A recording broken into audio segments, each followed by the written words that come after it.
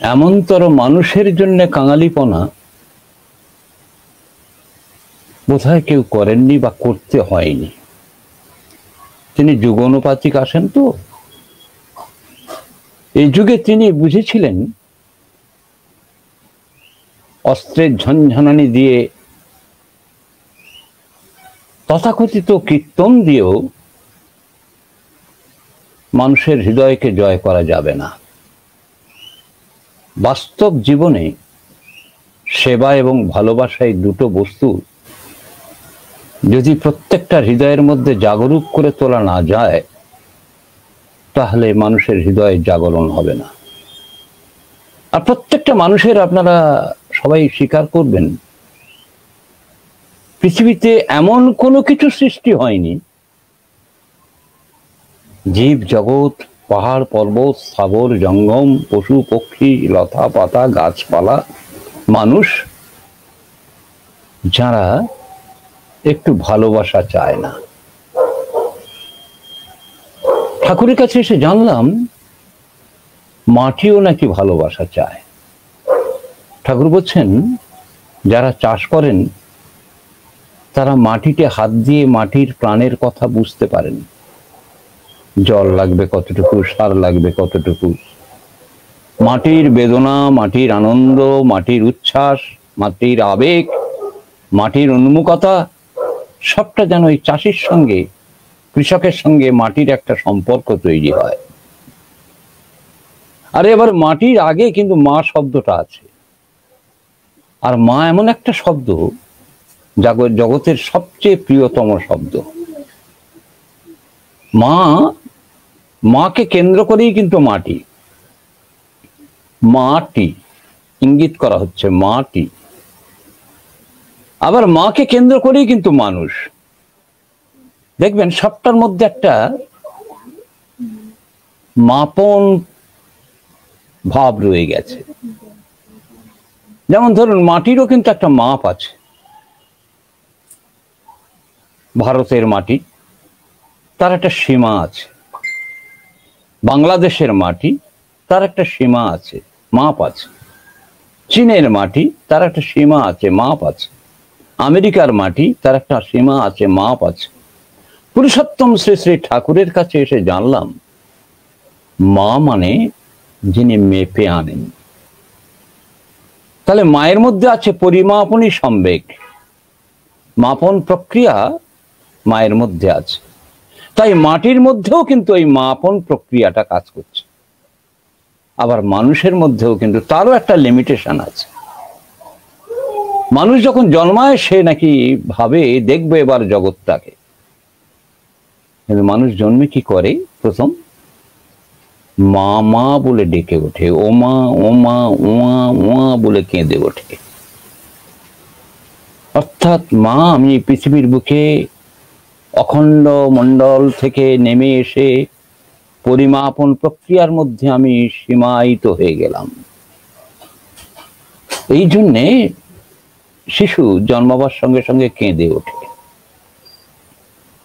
এই সীমায় কেউ সীমায়িত হতে চায় না।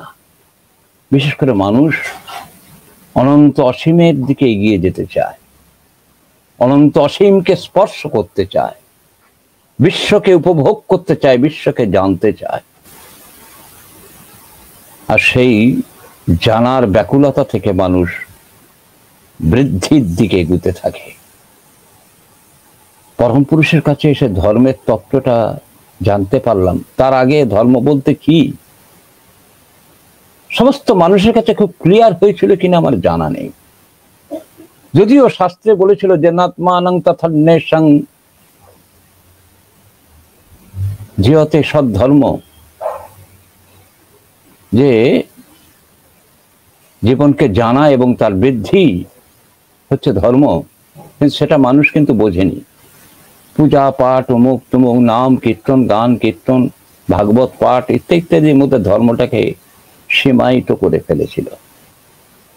আর ঠাকুর সেই ধর্মটাকে আনলেন প্রত্যেকটা জীবের জীবনের মধ্যে, প্রত্যেকটা গাছপালার মধ্যে, প্রত্যেকটা পশু পক্ষীর মধ্যে, সূর্য চন্দ্র গ্রহ নক্ষত্র সবটার মধ্যে কিন্তু এই ধর্মটা জাগিয়ে দিলেন। প্রত্যেকেই বৃদ্ধি পেতে চায়, প্রত্যেকেই অ্যাটাচড হতে চায়, প্রত্যেকেই যুক্ত হতে চায়। এই যুক্তকরণ প্রক্রিয়াটাকে তিনি তুলে ধরলেন আমাদের কাছে নতুন করে, যা গীতায় আমাদের বারবার বলেছে, কিন্তু অমন করে কেউ বুঝে উঠতে পেরেছে কিনা আমার জানা নেই, বা কোনো পণ্ডিত ব্যক্তি বুঝতে পেরেছিলেন কিনা জানা নেই। তেষাং সতত যুক্তানাং ভজতাং প্রীতিপূর্বকম দদামি বুদ্ধি যোগং ত্বং যেন মামুপজানন্তি তে। এই নিত্য অভিযুক্ত, নিত্য তার সঙ্গে যুক্ত হবার যে বাঞ্ছা, এটা ভগবান শ্রীকৃষ্ণ বলেছিলেন, কিন্তু যুক্তটা হব কি করে? গলায় জড়িয়ে রেখে, গলায় একটা লকেট পরে, দুটো হাত দিয়ে নারায়ণ শিলা জড়িয়ে ধরে কোনোভাবে তার সঙ্গে যুক্ত হওয়া যাচ্ছে না। তাহলে যুক্ত হব কি করে? আবার যুক্ত না হলে বুদ্ধি হবে না, যুক্ত না হলে শান্তি পেতে পারবে না, যুক্ত না হলে অশান্তিতে ডুবে থাকবে। ভগবান শ্রীকৃষ্ণ সেটাও বলে দিয়েছেন।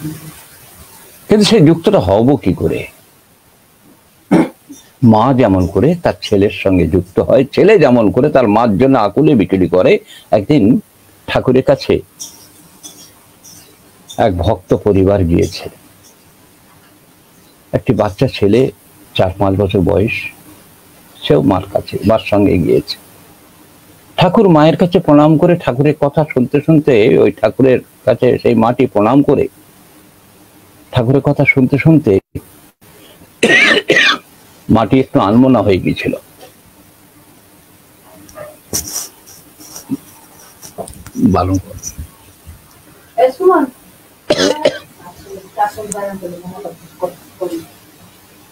এবারে এই ফাঁকে বাচ্চাটি হারিয়ে গেছে।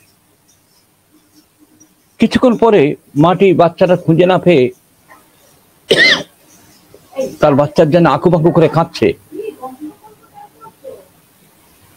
আর এই কাঁদতে কাঁদতে ছেলেটাও মা মা করে কাঁদছে। তা ভলেন্টিয়ার্স গ্রুপ ছেলেটাকে নিয়ে এসে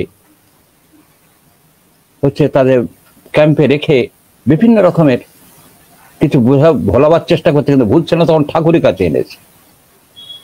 ঠাকুর বড় মাকে দেখিয়ে বলছেন, বড় বউ, এবার তোমার কাছে কি আছে একটু দাও। তা বড় মা একটার পর একটা খেলনা দিচ্ছে, আপেল দিচ্ছে, ফল দিচ্ছে, রসগোল্লা দিচ্ছে, সব হাতে করে নিচ্ছে আর ছুঁড়ে ছুঁড়ে ফেলছে। আর ঠাকুর বসে বসে এনজয় করছে, ভীষণ ভাবে এনজয় করছে। এমন সময় মায়ের কাছে অ্যানাউন্স করা হলো যে ঠাকুরের কাছে বাচ্চাটি রাখা হচ্ছে, আপনারা চলে আসেন। মাটি আঁকুপাকু কাঁদতে কাঁদতে এসে ছেলেটিকে বুকে নিয়েছে। ছেলেটি কিন্তু কান্না কিছুতেই থামাচ্ছে না, শুধু ছুঁড়ে ছুঁড়ে ফেলে দিচ্ছে। যে মাকে পেয়েছে, একে অপরে ফুঁপি ফুঁপে কাঁদতে কাঁদতে শান্ত হয়েছে। ঠাকুর বলছেন, বড় বউ, এবার তুমি যাও।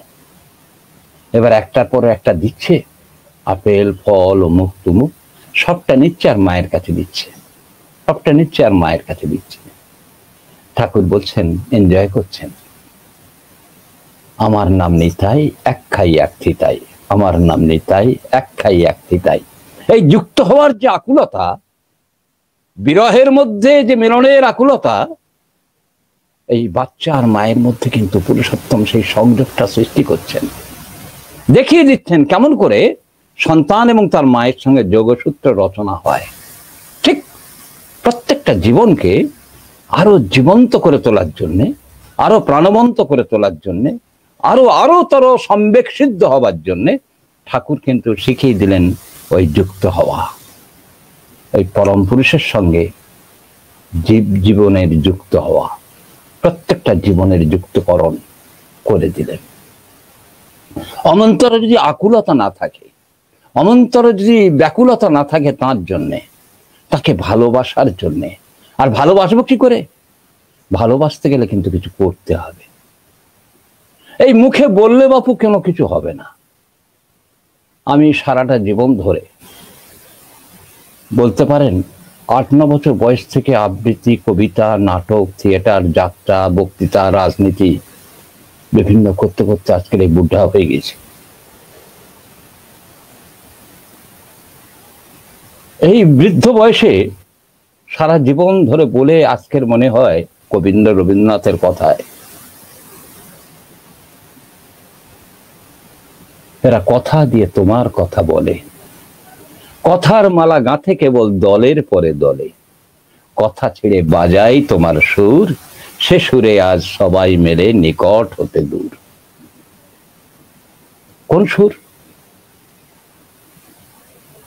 শ্রী ভিক্ষুকের একটা গান আছে, তুমি নাদ ব্রহ্ম নারায়ণ, তোমায় ভজন করে বিনা পানি, সব প্রাণীতে বাজে সে সুর, রাধা নামের সুরধ্বনি, তুমি আমার বিনাই সে সুর বাজাও, আমি যেন শুনিতে পাই, আমি গাই তোমার গান, আমি গাই। তাহলে ওই নাদ ব্রহ্ম নারায়ণ, ওই নাদ, ওই শব্দ তরঙ্গ, ওই শব্দরূপী নাম যত ভজন করতে পারবে, স্বয়ং বিনা পানি ভজন করছেন নিরন্তর, তার হৃদয় বিনার তারে নিরন্তর ঝঙ্কৃত হচ্ছে, তোমার হৃদয় বিনার তারে অনন্তর ঝঙ্কৃত হোক। তাই ভক্ত বলছে নাদ ব্রহ্ম নারায়ণ যেমন ভজন করে বিনা পানি, সব প্রাণীতে বাজে সে সুর, রাধা নামের সুরধ্বনি, তুমি আমার বিনায় সে সুর বাজাও, আমি যেন শুনতে পাই। আমি কি করে বুঝবো যে আমার বিনায় সে সুর বাজছে? আমি শুনতে যেন পাই। এই হচ্ছে ভক্তের সঙ্গে ভগবানের আলাপন যোগযুক্ত করণের একমাত্র প্রক্রিয়া। আমি কত হাজারবার তাকে দেখেছি, কত লক্ষবার তার সঙ্গ করেছি, এটাই কিন্তু আমার পাওয়া না। পাওয়াটা তার বিনার সুর, তার নামের সুর আমার হৃদয়ে বিনায় কতটা বেজে উঠলো এবং আমি তা কতটা শুনতে পেলাম, এটাই সাক্ষাৎকার, এটাই তার সঙ্গে জীবন্ত জীবন মিলন হয়। এটাই হচ্ছে যোগযুক্তকরণ। এর বাইরে যোগযুক্তকরণ কিছু আছে বলে আমার জানা নেই, ওগুলো বোগাস কথা। কবীন্দ্র নিজেই বলছেন, কথা দিয়ে তোমার কথা বলে, কথার মালা গাঁথে কেবল দলের পরে দলে, কথা ছেড়ে বাজাই তোমার সুর, সে সুরে আজ সবাই মেলে নিকট হতে দূর। আজকের এই পুরুষোত্তম গীতি, গীতি মানে গান নয় শুধু, পুরুষোত্তম সুর, এই নামের সুর, এই নাম অজপা নামে করর নেশা, এই নাম দেন ঋত্বিক দেবতারা। পুরুষোত্তম এই সুর যাদের হৃদয়ে বিনায় বাজছে, ওই এক বিনায় একটি সুর বাজছে, তারাই কিন্তু ঋত্বিক, তারাই কিন্তু দীক্ষা দেবার উপযুক্ত ব্যক্তিত্ব। ওই যাদের জীবনে এক ভক্তি বিশেষতে, যারা শুধু এককে ভালোবাসে, এককে ভালোবাসে, এককে ভালোবাসে, এই একের প্রতি অনুরাগ যার যত সিদ্ধি লাভ করেছে, সে তত ঋদ্ধিমান হয়ে উঠেছে। তাই আজকের ওই জীবন বর্ধনে ঋদ্ধিমান হই, আপনারা আহ্বানী মন্ত্রী বলেন। একটু আগে আমার শ্রদ্ধেয় অমূল্যদা বুক ফাটো ফাটো করে তাঁর কথাগুলো বলছিলেন, আমি শুনছিলাম। বহু বছর পরে তাকে দেখতে পেলাম চট্টগ্রামে, তার সঙ্গে সাক্ষাৎকার হয়েছিল। স্নেহের অমলকে দেখলাম, ভেবেছিলাম শঙ্কর ভাই আজকের আসবে, তার সঙ্গে দেখা হবে, অন্তত এই অনলাইন সাক্ষাৎকার ঘটবে, কিন্তু আমারও দুর্ভাগ্য যে তার সঙ্গে আমার সাক্ষাৎকার ঘটল না। আজকের সেই পুরুষোত্তম অবতীর্ণ হয়েছেন, যদিও তিনি একবার উচ্চারণ করেছেন জনমলন শব্দটা শাব্দিক প্রয়োজনে, কিন্তু অবতীর্ণ হন কথাটা বারবার রিপিট করেছেন তিনি। আর তিনি অবতীর্ণ হন, তিনি কখনো কোনো প্রক্রিয়ার মধ্যে থেকে আসেন না, তিনি কখনো কোনো জনক জননীর মধ্যে থেকে আসেন না সকল ভাবধারায়। তাই যদি হতো, ভগবান শ্রীরামচন্দ্র থেকে আরম্ভ করে ভগবান শ্রীকৃষ্ণ, শ্রী বুদ্ধ, শ্রী যিশু, হযরত রসুল, শ্রী চৈতন্য, এদের আবির্ভাব সময়গুলো কোন মা কিন্তু জানতে পারেননি। পৃথিবীর সব মা জানছেন তার সন্তান হচ্ছে, শুধু এই কজনার মা জানতে পারছেন না তার সন্তান হচ্ছে। তাহলে কি হলো, কোত্থেকে হলো? সবচেয়ে স্পর্শকাতর জায়গা থেকে যে সন্তানটা আসছে, এই পৃথিবীর মুখ দেখছে, সেই মা জানতে পারছে না। তবে এই জন্য কি বলে অজনী সম্ভবা?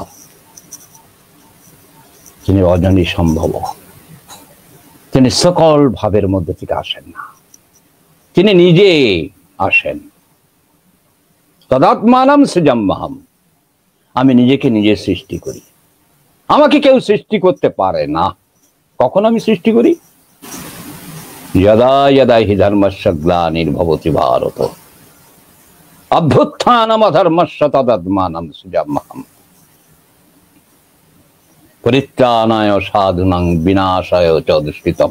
শ্রীকৃষ্ণ তখন চক্রধারী, তিনি অস্ত্রধারী। যেমন তিনি বেণু বীণা বাজিয়েছেন, বাঁশি বাজিয়েছেন, তেমন তিনি চক্রও ধরেছেন, তেমন তিনি যুদ্ধও করেছেন। আর এবারে কিন্তু তিনি মহান অস্ত্র নিয়ে এসেছেন, ত্রিশূল অস্ত্র, যজন যাজন ইষ্টপ্রীতি, এই ত্রিশূল নিয়ে এসেছেন।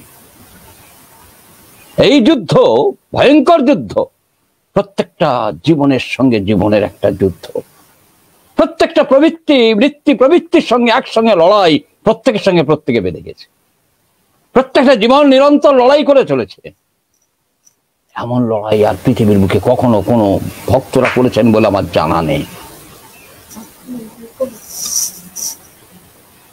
পৃথিবীর বুকে কোনো ভক্ত কখনো করেছে বলে এরকম জানা নেই। আজকে প্রত্যেকের সঙ্গে প্রত্যেকে নিজের মধ্যে নিজের সঙ্গে লড়াই করে চলেছে। যে উইনার হচ্ছে সেই বিশ্বজয়ী, যে আত্মজয়ী সে বিশ্বজয়ী, যে আত্মজয় করতে পারেনি সে বিশ্বজয় করতে পারবে না। তাই বাপু, আমরা যে যত কথাই বলি, আমরা কে কতটা আত্মজয়ী হয়ে উঠতে পেরেছি সেটা একবার নীরব পলক করে দেখা লাগে। এই জন্যে নামের সঙ্গে আছে ধ্যান, নাম ধ্যান পঠন পাঠন আত্মবিশ্লেষণ আত্মসংশোধন, এই ছটা নিয়েই কিন্তু যজন। যজনটা কি? যজনের প্রক্রিয়াটা কি? যজনের মধ্যে থেকে আমার জীবন কি করে জানবো? না, নাম করতে হবে। নামে মানুষকে কি করে? ভগবান শ্রী শ্রী ঠাকুর অনুকূল চন্দ্র বলছেন, নামে মানুষকে তীক্ষ্ণ করে, ধারালো করে। ধ্যানে মানুষকে স্থির এবং গ্রহণক্ষম করে, সে গ্রহণ করতে পারে। তাহলে গ্রহণ করবে কি? ঠাকুরের জীবনীয় বাণীগুলো গ্রহণ করবে, বরণ করবে, এবং সেই অনুপাতিক সে চলবে। এই চলতে গেলে কি করতে হবে?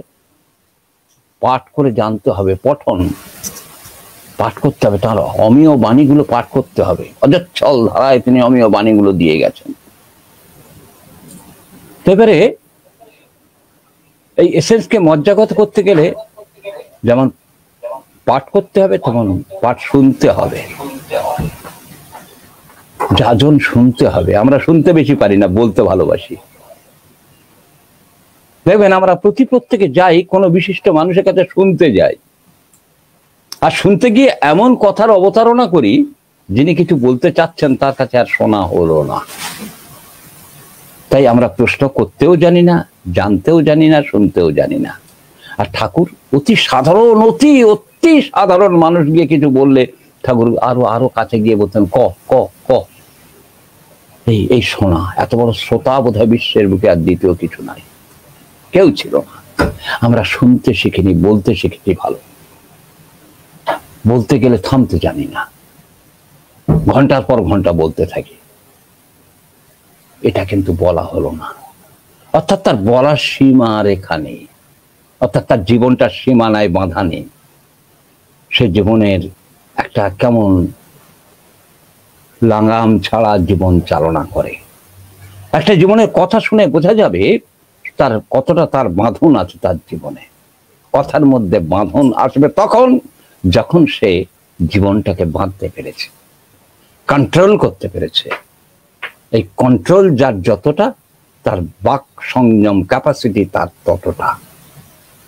আমরা সাবজেক্টের বাইরে বিভিন্ন কথাগুলো বলতে থাকি, যেন যতটা বলবো ততটা যেন আমাদের খুব ক্রেডিট বলে মনে করি। আমার ছোট্ট ক্ষুদ্র জীবনের অভিজ্ঞতা, ওটাকে আমি ক্রেডিট বলে মনে করি না। পরম পিতার অশেষ দয়ায় ঋত্বিকাচার্য যে কৃষ্ণপূর্ণ ভট্টাচার্য, তিনি একটা জায়গায় টাটানগরে উৎসবে যাবেন, যাওয়ার সময় শেষ প্রণাম করতে এসছেন, বিদায় বেলায় প্রণাম করতে এসেই বলছেন, ঠাকুর গড়গড়া কামুক খাচ্ছেন। হঠাৎ কেষ্টদা প্রশ্ন করছেন, ঠাকুর একটা জিজ্ঞাসা ছিল। ঠাকুর হো হো করে হেসে উঠে বলছেন, সারাটা জীবন ধরে জিজ্ঞাসা করে করে তো এইসব বানায় ফেললেন, হাজার হাজার গ্রন্থ তৈরি করে ফেললেন, হাজার হাজার বাণী নিয়ে ফেললেন, আবারই এক জায়গায় যাচ্ছেন আবার প্রশ্ন বলে। তখন ঠাকুর ধর্ম করলে কি হয়? আবার ফুক করে হেসে উঠে বলছেন, সারা জীবন ধরে ধর্ম করলে কি হয় এই প্রশ্নগুলো করেছেন, আমি শালা উত্তর দিয়ে গেলাম, আর আপনি তারপরে কইছেন যে ধর্ম করলে কি হয়। সঙ্গে সঙ্গে কেষ্টদা যেমন গুরু তার তেমন চেলা। আপনারা কে কতটুকু মানবেন আমি জানি না, অন্তত আমার মতো মূর্খ মানুষ তার কথা বলছি। এই বিশ্বের বুকে যদি একজন ঋত্বিকাচার্য কৃষ্ণপূর্ণ ভট্টাচার্য না জন্মাতেন, তাহলে তার কথা বলার মতো কারুর ক্ষমতা হতো না। আমি গভীর শ্রদ্ধা নিবেদন করে বলছি, মহামতি বিবেকানন্দ, বিশ্ববিজয়ী বিবেকানন্দ, অনেক মূল্যবান কথাই পৃথিবীর বুকে তিনি বলে গেছেন বিশ্বের মানুষের কাছে। আমরা কিন্তু কিছু শিখতে পারিনি। কেন? ওই যে বাক, চিরন্তনী বাঘ যিনি শ্রীরামকৃষ্ণ, বাঘ ব্রহ্ম যিনি, তার কাছে বিবেকানন্দের প্রশ্ন ছিল না। এই প্রশ্ন যখন ছিল না, তাই তাকে আক্ষেপ করে বলে যেতে হলো বিদায় বেলায়। বিবেকানন্দের প্রেজেন্সে তিনি বলছেন, আমি সব জ্ঞান দিয়ে গেলুম নে, আমার আবার আসতে হবে। আমি যাচ্ছি। যিনি সারা জীবন কোন চাবিকাঠি ব্যবহার করেননি, যাবার বেলায় তিনি একটা ভয়ঙ্কর শব্দ উচ্চারণ করলেন, ভয়ঙ্কর বিষয় শব্দ, আমি জ্ঞানের, আমি চাবিকাঠিটা নিয়ে যাচ্ছি। আরে বাবা, কিসের চাবিকাঠি নিয়ে যাচ্ছ তুমি? তুমি একটা পয়সা ছুঁইতে না, তোমার কোনো বাক্স নেই, প্যাটরা নেই, আলমিরা নেই, তুমি চাবিকাঠি নিয়ে যাচ্ছ কেন? কিসের চাবিকাঠি? জ্ঞানের চাবিকাঠি।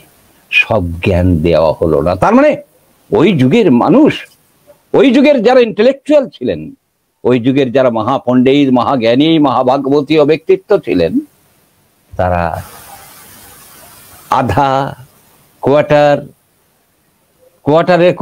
জ্ঞান লাভ করে তারা মনে করেছিলেন মহাজ্ঞানী মহাজন।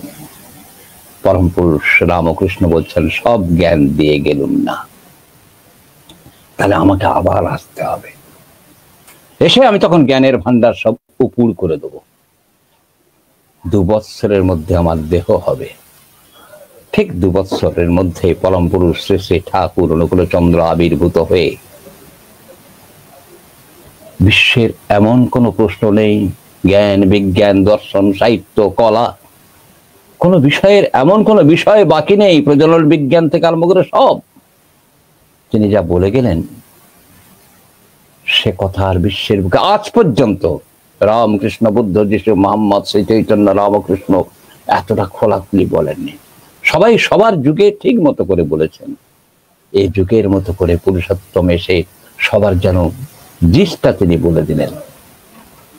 আজকের সেই যোগ আমাদের কোথায়? আমরা যোগযুক্ত হতে পারলাম কই? আজকের ইয়াং ছেলেরা যারা বর্তমান বিজ্ঞান প্রযুক্তির যুগে, এই শব্দ তরঙ্গকে ধরে রাখার যুগে, ধরে ছড়িয়ে দেওয়ার যুগে অনলাইন যে সৎসঙ্গ করছে, নিঃসন্দেহে খুব প্রশংসার দাবি রাখে। ওদের এই উদ্যোগ মহান উদ্যোগ আমি মনে করি। আমি কিন্তু প্রকাশ যা করেছি আমার অযোগ্যতার কথা। আমি কিন্তু এই অনলাইন সৎসঙ্গের কোনো বিরুদ্ধে বলতে চাইনি, আমার অযোগ্যতার কথা আমি বলতে চেয়েছি। আমি মানুষ না দেখলে বলতে পারি না, মানুষ নিয়ে সারা জীবন তো চলেছি। আপনাদের বাংলাদেশে বহু মানুষের সঙ্গে আমার পরিচয় আছে, তার মধ্যে সবচেয়ে বেশি আমার কাছে পরিচিত বড় আপনারজন, বন্ধুজন ডক্টর রবীন্দ্রনাথ সরকার। তাকে বেশ বছরখানেক কোথাও দেখা হয়নি, মানে ইন্ডিয়া এলেই আমার সঙ্গে দেখা হয়, কথা হয়। আরো আরো অনেকে জ্ঞানী গুণী ভাগবতীয় ব্যক্তিত্ব যারা পরম পুরুষকে ভালোবাসেন, যে যেখানেই থাক ঠাকুরকে ভালোবাসার মানুষ মাত্রেই তারা ঠাকুরের মানুষ। এই বোধনা যদি আমাদের মধ্যে কাজ না করে তাহলে কিন্তু ঠাকুরকে আমরা আদৌ ভালোবাসি কিনা আমার সন্দেহ আছে। কোন সম্প্রদায় বা কোনো সংঘ দিয়ে কখনো ভগবানকে বাঁধা রাখা যায় না। ভগবান কিন্তু সবার জন্য, তিনি সবার দেবতা। তো যে কথা বলছিলাম, আমাদের যজন, এই যজনটাই কমপ্লিট হচ্ছে না। পঠন পাঠন এবারে পাঠ করে আমি জানছি, শিকনি ফেলে ধোয় না হাত, বক্ষ ব্যাধির হয় উৎপাত। এবার শিকনি ফেলে আমি হাত ধুইলাম না, রুমালে হাতটা মুছে নিলাম। হাতটা ধুইতে বললেন কেন ঠাকুর? এই রুমালটা দিয়ে আমার বাচ্চাটার নাকে সর্দি বেরিয়েছে, আমার এই রুমালটা দিয়ে তার নাকটা মুছে দিলাম। আমার ভিতরের এই জার্ম, এই সর্দির জার্মটা, আমার প্রিয়, সবচেয়ে প্রিয়তম সন্তানের মধ্যে এই জার্মটাকে আমি প্রবেশ করিয়ে দিলাম। আমার বিষ তার মধ্যে আমি সঞ্চারিত করে দিলাম আমার অজ্ঞানতার কারণে। অজ্ঞানতিমিরন্ধস্য জ্ঞানাঞ্জন শলাকায়া চক্ষুরুন্মিলিতং येन তস্मै শ্রী গুরবে নমঃ। এই গুরু আমাদের অজ্ঞানতার পথ থেকে আলোর পথে নিয়ে আসছেন। ওই বলছেন, শিকনি ফেলে ধোয় না হাত, বক্ষ ব্যাধির হয় উৎপাত। বিভিন্ন রোগ, বুকের রোগ, বক্ষ রোগ গুলো আসার আমার সন্তান বা আমার আনার কারণ কিন্তু আমি হয়ে গেলাম ওই একটুখানি ভুলে। ভারী সুন্দর করে সাবধান করে দিচ্ছেন, এক লহমার বেফাঁস কথা, চিন্তা কর্ম আলোচনা, ছোটেই নিয়ে পিছু পিছু দূর অদৃষ্টের কি লাঞ্ছনা। বুঝতে পারছেন? প্রতিটি মুহূর্তে ঠাকুর আমাদের কেমন করে ঠোকা দিচ্ছেন, ঠক্কর দিচ্ছেন। এই জন্য ঠাকুর নিরন্তর ঠক্কর দিচ্ছেন। তিনি একটু এদিক ওদিক হচ্ছে, পাঁচন বাড়ি বাড়ি মারছেন। Battery down. একটু এদিক ওদিক হলেই তিনি ঠোকা দিচ্ছেন, দিয়ে বলছেন যে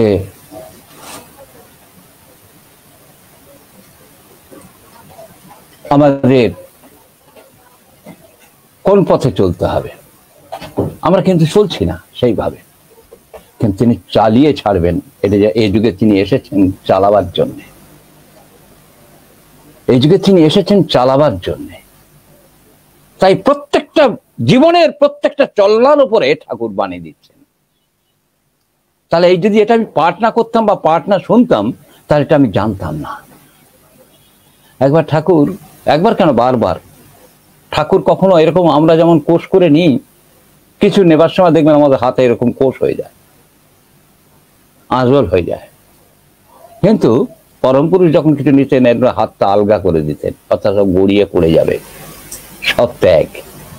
তেন তেক্তন ভঞ্জিতা, যেন পুরুষোত্তম শ্রী শ্রী ঠাকুর অনুকূলচন্দ্রের আচরণে যেন কেমন করে জীবন্ত হয়ে উঠেছে।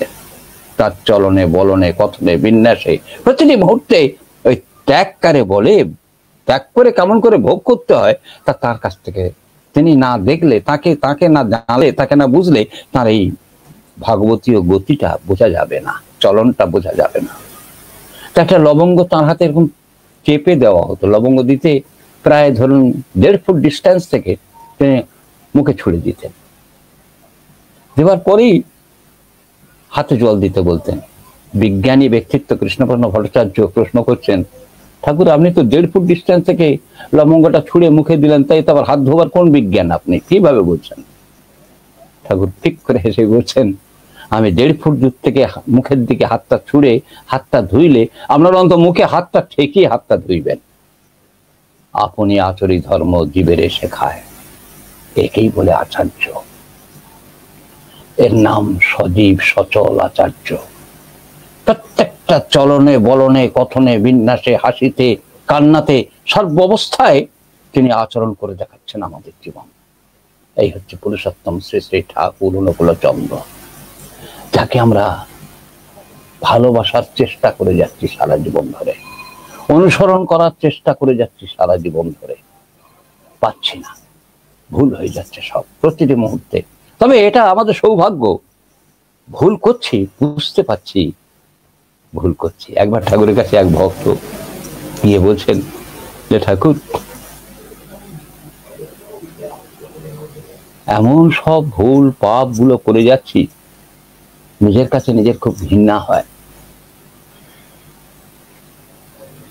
একবার এক ভক্ত, বিখ্যাত ভক্ত, আমি নাম বলবো না, তিনি যখন ঠাকুরের দরবার এসেছিলেন, একবার চকাচাপকান পরে এসেছিলেন।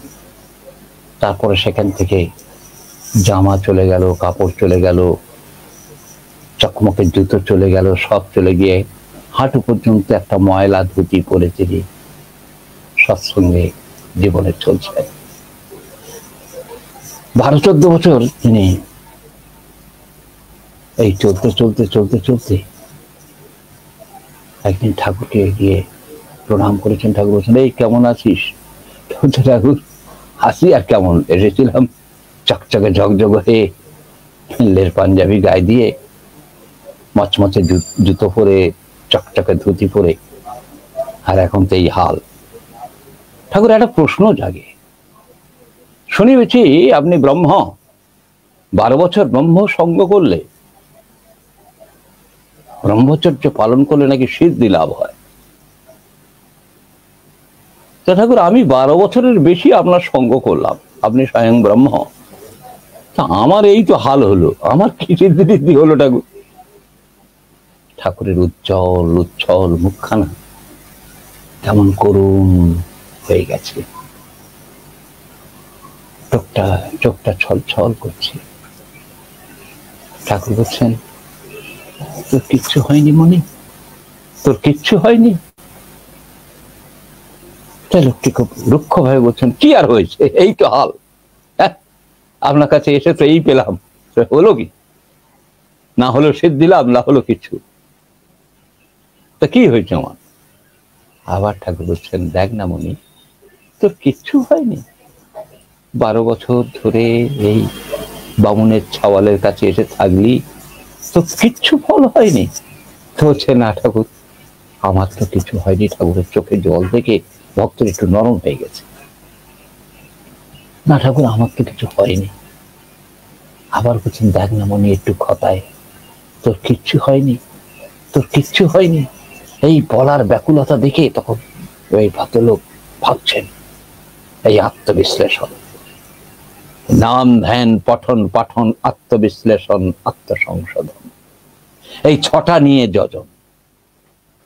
ঠাকুর কাছে বলছেন, অনেকক্ষণ আত্মবিশ্লেষণ করতে করতে বলছেন, ঠাকুর একটা জিনিস হয়েছে বটে। কি হয়েছে? যেন ঠাকুর মানে মরণ জীবন থেকে যেন জীবনকে ফিরে পেয়েছে, আকাশ থেকে যেন সূর্যটা ঝপ করে খসে পড়েছে হাতের মুঠোর মাঝখানে।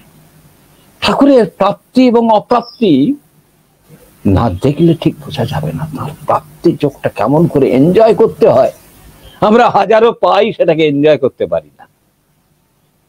আর তিনি অতি সামান্য জিনিসটা পেলে কি এনজয় করতেন, এই জন্য তিনি ঠাকুর বলছেন, ক কি হয়েছে তোর, কি পেয়েছিস ক? বলছেন, ঠাকুর আমি পেয়েছি, আগে ভুল করতাম, বেপরোয়া ভাবে চলতাম, কি হবে, এখন ভুল করলে বুঝি ঠাকুর আমি ভুল করে ফেলেছি, সংশোধনের একটু চেষ্টা করি। ঠাকুর যেন এক আকাশ আনন্দ, আকাশ ভরা আনন্দ, আকাশ জোড়া আনন্দে, আকাশের মতো বুকখানা তার, তো সে বুকখানা মাপা যায় না, মাপার বাইরে তিনি, সবার ঊর্ধ্বে তিনি বিরাজ করেন, অসীম অনন্ত, তাকে কখনো মাপনের কাঠির মধ্যে আনা যায় না, এমন তার একটা ব্যক্তিত্ব। সেই অসীম অনন্ত যেন সীমায়িত হয়ে অতি বাচ্চার মতো বলছেন, ক কি হয়েছে? তখন ওই বলছেন যে এখন বুঝতে শিখেছি, ভুল করলে বুঝতে শিখেছি, ভুল করে ফেললাম। ঠাকুর গাটা ঝাড়া দিয়ে বলছে, ও শালা, সারা জীবন ধরে মানুষ যা পায় না সাধনা করে দিনের পর দিন, মাসের পর মাস, বছরের পর বছর ধরে, শত শত বছর ধরে সাধনা করে যে উপলব্ধি হয় না, তো শালা 12টা বছরে কামাল করে দিয়েছিস শালা। তাহলে আত্মবিশ্লেষণ কে এইসব চিজ বুঝতে পারছে? আত্মবিশ্লেষণ না হলে কিন্তু আত্মসংশোধন হবে না, ইচ্ছা তৈরি হবে না। আমাদের যে যত বড় মানুষ হোক না কেন, ধনী মানি, জ্ঞানী গুণী, পণ্ডিত, সাধু, সজ্জন, আত্মবিশ্লেষণটা নেই। আত্মবিশ্লেষণ তাদের মধ্যে জেগে ওঠেনি।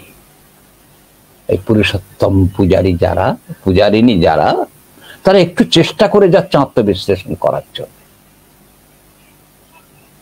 আমি আমার এই ক্ষুদ্র জীবন দিয়ে এটুকা উপলব্ধি করেছি আত্মবিশ্লেষণটা কেমন করে করতে হয়। সারাটা জীবন ধরে চেষ্টা করে গেছি। ভুল, ভ্রান্তি, ত্রুটি, বিচ্যুতি, অহংকার সবটা নিয়েই তার কাছে এসে মনে হয়েছে কি পেলাম, কি হারালাম। আর তার কাছে কি অসীম অনন্তের কাছে এসে অসীম অনন্ত পেয়েও আমি সেটাকে এনজয় করতে পারলাম না। তার যজন কি অত ছেলে খেলার কথা? পরম পুরুষের রাজত্বের যজন বড় কঠিন। সেদিন একজন বিশিষ্ট ব্যক্তিত্ব ও মহাজ্ঞানী ব্যক্তিত্ব আমাদের সৎসঙ্গ জগতে, আমি তাকে খুব স্নেহ করি,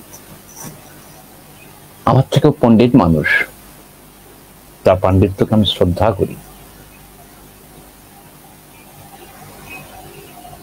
সে হঠাৎ কিছুদিন আগে, এই 1 সপ্তাহ আগে, একটা বিশেষ অনুষ্ঠানে বিশিষ্ট বিশিষ্ট বাগ্মীরা রয়েছে, সেখানে কপাল গুণে আমিও ছিলাম।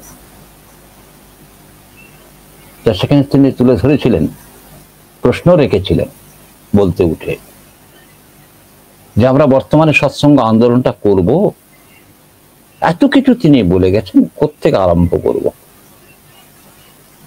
আমি তার প্রতি একটু রুক্ষ দৃষ্টিতে চেয়ে মনে মনে একটু বিরক্ত হয়েছি, কিন্তু প্রকাশ করিনি। আর আমার অভিজ্ঞতা দিয়ে জানি ওই সভায় খুব সর্বোচ্চ জ্ঞানীগুণী ব্যক্তিত্বরা ছিলেন, কিন্তু আমি জানি তারা ওর ধারে কাছে মারাবেন না।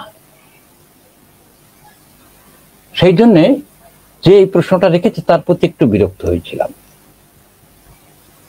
আবার নর্মাল হয়ে গেল। তা কেউ কোনো আলোচনা করলো না। সেদিন টাইমও হয়ে গেছিল, আমিও আর আলোচনা করিনি, আমিও জানতাম না, জানিও না বলতে পারেন। তাই পরে আমার ঘরে ডেকে বললাম, এই তুমি এগুলো তো করলে, তুমি জ্ঞানী লোক, তা বলতে পারো আরম্ভ করতে, তুমি করো তো। চুপ হয়ে গেছে। তাহলে তুমি যেটা বোঝো না, জানো না, সেটা তুমি বলে ফেলবে। সুভাষচন্দ্র বসু, দেশবন্ধু চিত্তরঞ্জন দাস থেকে আরম্ভ করে ভারতবর্ষ তথা সারা পৃথিবীর মহাজ্ঞানী মহাজন যারা তার দরবারে গিয়েছেন, সবার কাছে বোধহয় ঠাকুর একটাই আন্দোলন করেছেন, মা, ভালো মা চাই। আবাল বৃদ্ধ বনিতা সবার কাছে চেয়েছেন তিনি ভালো মা। এই ভালো মা কেমন? ছোট্ট একটা ঘটনা মহাভারত থেকে বলে আমি আজকের আলোচনা শেষ করব, বোধহয় অনেকক্ষণ হয়ে গেছে। আমার তো এখানে বারণ করার কেউ নেই, নিষেধ করার কেউ নেই, আমার আশপাশে যারা বসে আছে। তো ওই গল্পটাই বলে আমি শেষ করব। মহাভারতের অর্জুন পঞ্চপাণ্ডব 12 বৎসর বনবাসে ছিল, 1 বছর অজ্ঞাতবাসে ছিল। কিন্তু মহামতি অর্জুন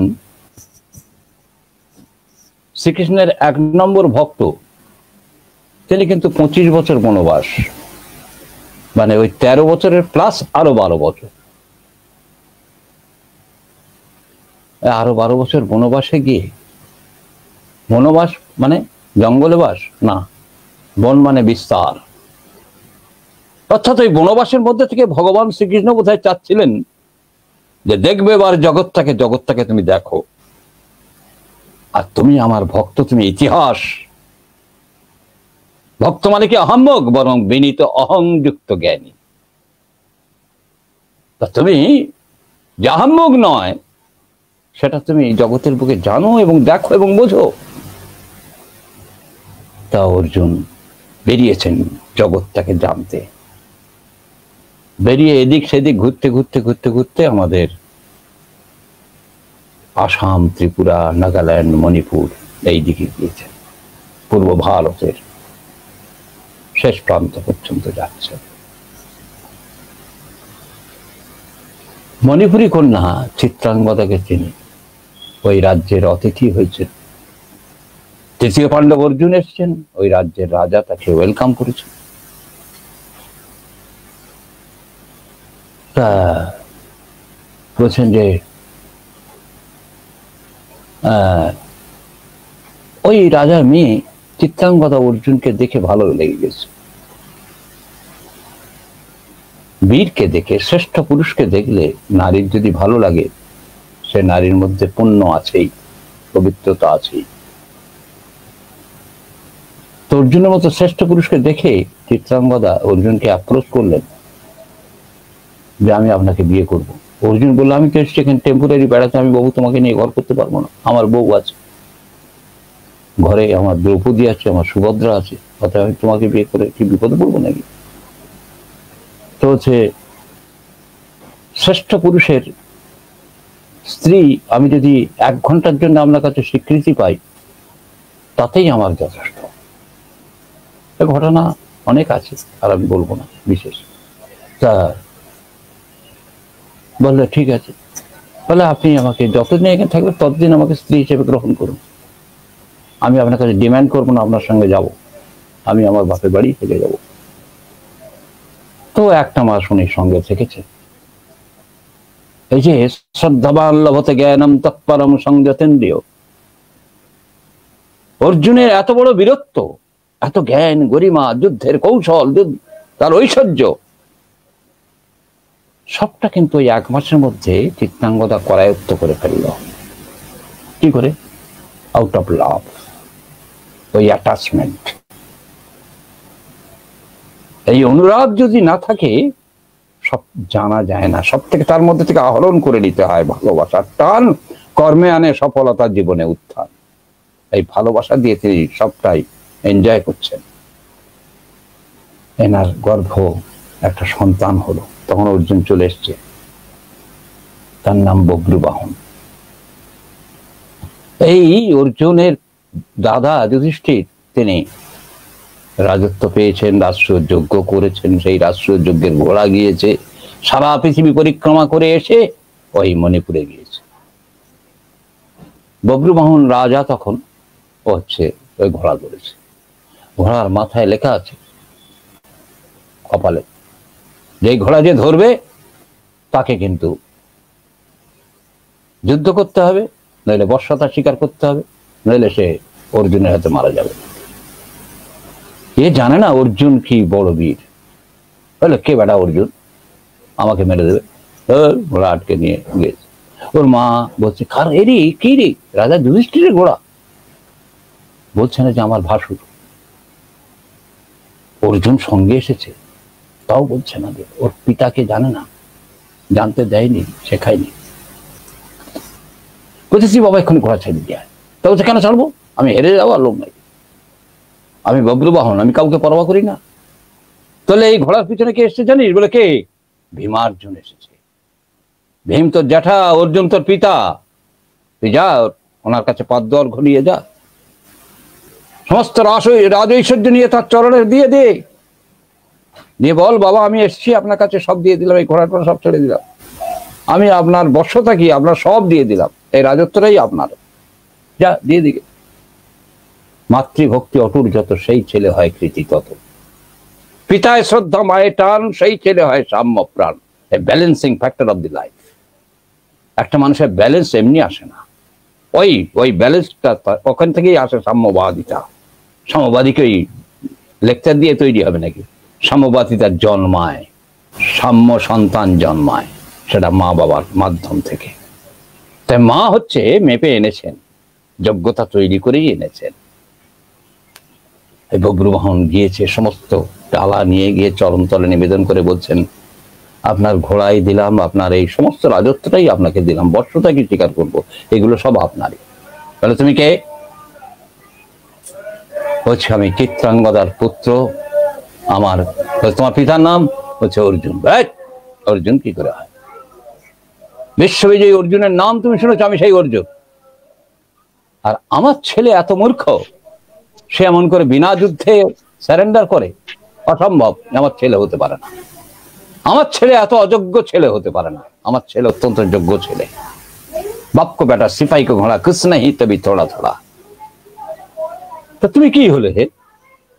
তুমি এরকম ভাবে বোকার মতো, বুদ্ধুর মতো আমার কাছে সারেন্ডার করতে এসছো? যাও, গেট আউট, তুমি ঠিক না। এই ছেলের মাথা লেগে গেল। যখন আঘাত করেছে পিতা অর্জুন আর ক্ষমা করেনি। বললে, শোনেন, আপনি যেভাবে আমাকে বিদায় দিচ্ছেন আমার মাকে ইনসাল্ট করে, আপনি আমার পিতা নয় বলে আমার মাকে অস্বীকার করছেন, এর প্রতিদানে কিন্তু আপনাকে ভুগতে হবে। আমি নিয়ে গেলাম ঘোড়া, আগামীকাল আপনার সঙ্গে আমার যুদ্ধ হবে। এবার যুদ্ধে এর যে প্রধানমন্ত্রী, মন্ত্রী মানে মন্ত্রণা দেয়। মন্ত্রণা কে দেয়? যে মন্ত্রপ্রাপ্ত, মন্ত্র সিদ্ধ ব্যক্তিত্ব, সেই মন্ত্রণা দিতে পারে। বলছে, আরে তুমি কি সর্বনাশ করেছো? অর্জুনের সঙ্গে যুদ্ধে কেউ পারে না। তুমি যখন করেই ফেলেছো, দাঁড়াও দাঁড়াও, আমি একটু খোঁজ নিই। এই খোঁজ নিয়ে এসে তাঁবুর ধারে গিয়ে, ওদের যুদ্ধের তাঁবুর ধারে গিয়ে ঘোরাঘুরি করছে, যা ধরা পড়ে। ধরা পড়ে গেছে। বিদেশি রাষ্ট্রের লোক, গুপ্তচর হিসেবে ধরা পড়ে গেছে। অর্জুনের কাছে নিয়ে গেছে, এই তুমি এখানে কে? তা বলছে, সরাসরি সত্য কথা বলেছে, আমি হচ্ছে বব্রুবাহনের প্রধানমন্ত্রী। আমি এসেছিলাম আপনাদের যুদ্ধের যোগ্যতা দেখতে। আপনি যে সেনাপতি, প্রধান সেনাপতি, আপনার ক্যাপাসিটি দেখতে এলাম। তাহলে কি ক্যাপাসিটি দেখলে? তুমি জানো আমি বিশ্ববিজয়ী বীর অর্জুন? বলে, হ্যাঁ আমি সবই জানি। কিন্তু আপনি আমাদের বব্রুবাহনের কাছে পেরে উঠবেন না। আপনার যা কিছু ফুটানি একটাই লোকের জন্য। কে? বলে, ভগবান শ্রীকৃষ্ণ যদি না থাকে আপনার কোনো যোগ্যতাই নেই। এই জ্ঞানী জাগি পেলে রাহে সব মন কি ঘানি। এই মনের ঘানিতে সবাই পাক খায়। একটুখানি ইনফিনিটি কমপ্লেক্সে আঘাত করলেই মানুষ কেমন করে যে ঠিকরে ওঠে, সবকিছু ভুলে যায়, মুহূর্তের মধ্যে সব ভুলে যায়। ভালো মন্দ বিশ্লেষণটা হারিয়ে যায়, শুধু হীনমন্যতা একটু আঘাত করলে সব ভুলে যাবে। মুহূর্তের মধ্যে অর্জুন ভুলে গেছে শ্রীকৃষ্ণ কে, যাকে গীতায় তার আগে কুরুক্ষেত্রের মহাযুদ্ধে যিনি বলছেন, তোমার ডাইনে থেকে প্রণাম করি, বাঁয়ে থেকে প্রণাম করি, সামনে থেকে প্রণাম করি, পেছন থেকে প্রণাম করি, ঊর্ধ্ব থেকে প্রণাম করি, অধ থেকে প্রণাম করি, সর্বত্র সর্বদিক থেকে প্রণাম করি, এমনতর শ্রীকৃষ্ণকে মুহূর্তের মধ্যে অহংয়ে আঘাত লাগতেই বলে, কি শ্রীকৃষ্ণ না থাকলে আমি পারি না আমার মতো যোদ্ধা? ঠিক আছে, আমি এই যুদ্ধে যাব, আমার সঙ্গে শ্রীকৃষ্ণ থাকবেন না আমার রথের সারথি হয়ে। বলে, ঠিক? বলে, হ্যাঁ। বলে, তাহলে তুমি হেরে যাবে, এটা তোমাকে বলে দিলাম। বলে, প্রাইম মিনিস্টার চলে গেল। কি বুদ্ধি খাটালো? কৃষ্ণ ছাড়া করে দিল। যথা কৃষ্ণ তথা ধর্ম, যথা ধর্ম তথা জয়, যথা ইষ্ট তথা ধর্ম, যথা ইষ্ট তথা জয়। এই ইষ্টবিহীন করে দিল, মুহূর্তের মধ্যে ইষ্ট হারা করে দিল। শ্রীকৃষ্ণকে গিয়ে বলছেন, সখা তুমি অনেকদিন থেকে এসেছো, একটু যাও তোমার রাজ্যতে ঘুরে এসো, সখীর সঙ্গে একটু দেখা টাকা করে এসো। বলে, বলে ঠিক আছে। এই যখন যুদ্ধ আরম্ভ হলো, অর্জুন কিন্তু হেরে গেল, মরে গেল। তাহলে বুঝতে পারছেন বাপের বেটা কেমন, বব্রুবাহন। আচ্ছা, এইটা শিখলো কোথায়? শিখলো হচ্ছে ওই চিত্রাঙ্গদার কাছে এসে শিখেছে। এই চিত্রাঙ্গদা অর্জুন স্বামীকে ভালোবেসে সব শিখে ফেললো। স্বামীর প্রতি টান যেমনই, সন্তান জীবন পায় তেমনই পুরুষোত্তমের এই অমীয় বাণীটা কেমন করে জীবন্ত হয়ে উঠলো।